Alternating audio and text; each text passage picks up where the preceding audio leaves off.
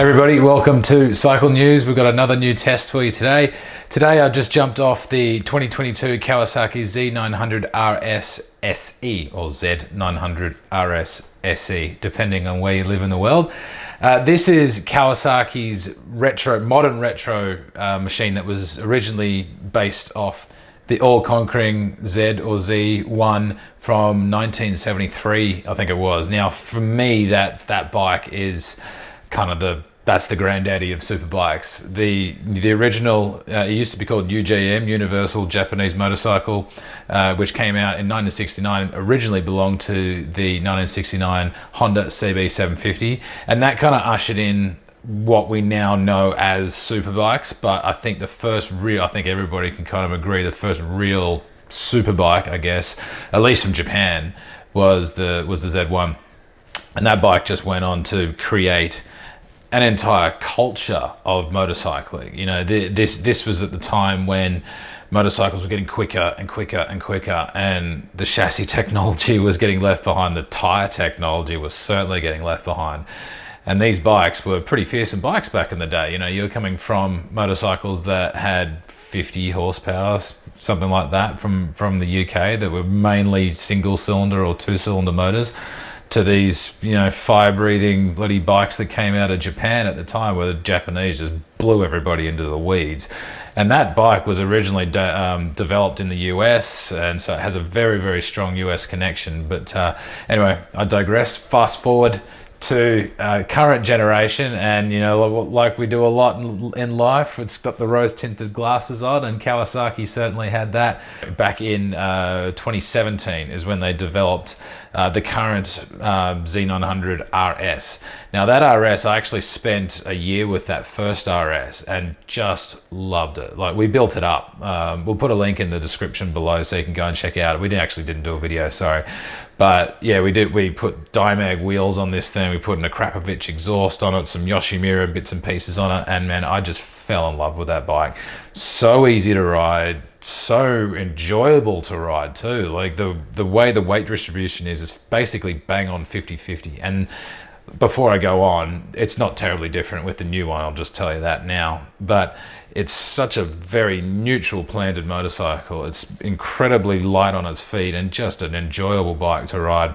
It's kind of like that, you know, boxer from back in the 80s can still punch on when it comes to, but more interested in just enjoying life and cruising around these days.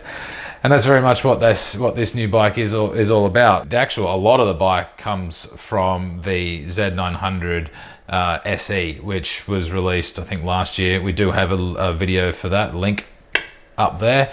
Go check that out. It's very similar to that bike. It runs the same suspension, so you get that Öhlins S46 shock on this new bike. You get gold forks, which they're pretty much the same as what they were before.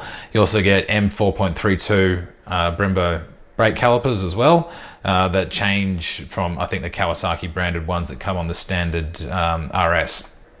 The motor itself is a version of the Z900 SE 942cc four-cylinder. It's got different cam timing. It's got a 12% heavier flywheel. It also pumps out more torque than the sportier 900 does, below 7,000 RPM. It's got a huge amount of punch between sort of 3,000 and 6,000 RPM. Peak torque is actually just above 7,000 RPM, but it's got all this beautiful torque where you don't have to dance up and down on the gear shift to be in the right area, be in the right rev range. It's really, really lovely, and allows you to just cruise around from corner to corner. Really, really sweet little bike. Unfortunately, it doesn't come with a quick shifter. I think that's a bit of a bummer, because even though it does have that unique styling and that aura about it as being a retro bike, this thing still costs $13,449 MSRP. Decent chunk of change, really, let's be honest. Like, you do get two-stage traction control with the RS, but yeah, come on, I would have liked a quick shifter, because the gear shift is actually pretty agricultural. It's not harsh, but it's quite heavy. Didn't get any miss shifts, so look, that's a good thing. But overall, like, I just felt like it's got the SC badge on the end of it. It's the special one. It's the one that costs the most money. So I think Kawasaki probably could have given you a little bit of fruit for that. I also would have loved cruise control, but I can kind of live without cruise control on this bike. I bash on about cruise control all the time. The engine itself is unchanged from 2018, except for one thing, and Kawasaki can't tell me what it is, but I know because I rode that 2018 bike for a whole year. I got real used to it. The throttle response on that first generation bike was awful. It had a really clunky throttle response. It really was at low RPM, that first little crack of throttle, it really wasn't very nice. Once you got into the rev range, it was fine, and off you went. Now this new one is very different, and I went through my old press kits, I went through my old stories. I actually checked out the press kits from 2018 to 2022 that I have now, and Kawasaki literally has just copied and pasted the engine specs. It's exactly the same thing. And I asked them when I picked the bike up, I go, what's different? And they said nothing. And I'm like, well, it can't be nothing because it feels dramatically different. Whatever it is, it's mapping, it's something, they've done something in there. I don't know what it is, because the actual engine, the exhaust, it's all the same. So and the cam timing, it's all the same. So something has changed within the mapping that they've done. They're not telling us what it is, but whatever, I don't really care, to be honest. All I care about is how it rides. And it is much nicer. When you're just cruising around town, it has a much nicer throttle response. You're never gonna get that feeling of, nicely balanced carburetors if you're lucky enough to ride a four-cylinder motorcycle with beautifully synced carburetors where you just think and then you get what you get from your wrist to the rear tire. Those days, unfortunately, are kind of gone just because of emissions laws, effectively.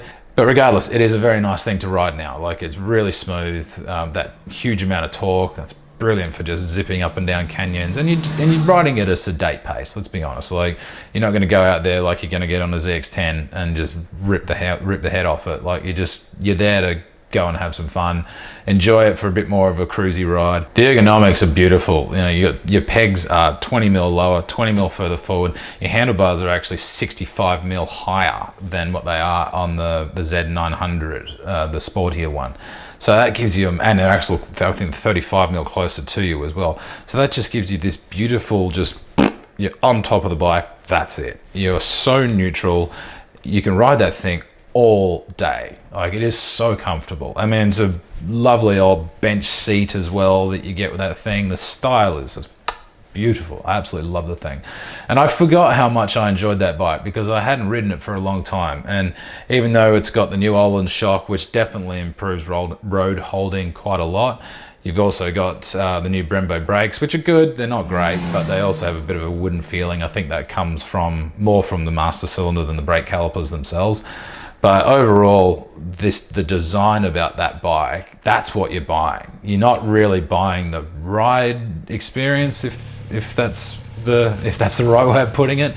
You're buying into that whole nostalgic feeling, and I just love the thing. Like, every time I go into the garage now, I'm like, yeah, that thing's hot. Like, super cool, really lovely to ride. It's got really good road holding.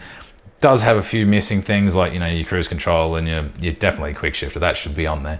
But look, overall, it's a really, really impressive bike. I really love the thing, and I reckon it's probably my pick at this stage of the of the retro style that we get now. Even Yamaha, to a degree, with their XSR 900, that thing, I would argue that thing's more of a modern bike than a retro style bike, but that's an argument for another time.